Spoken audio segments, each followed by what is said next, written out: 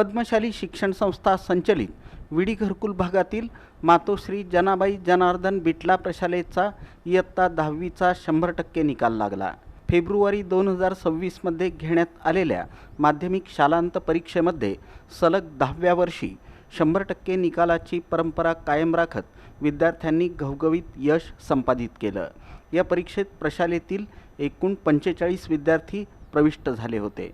त्यापैकी 15 विद्यार्थी विशेष प्रावीण्याने उत्तीर्ण झाले, तर 22 विद्यार्थी प्रथम श्रेणी घेऊन उत्तीर्ण झाले।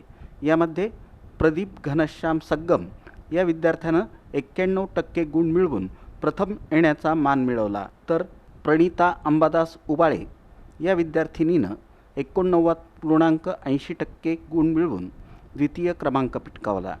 भावना भालचंद्र पगड्याल या विद्यार्थिनीनं 88.80% गुण मिळवून प्रशालेत तृतीय क्रमांक येण्याचा मान मिळवला।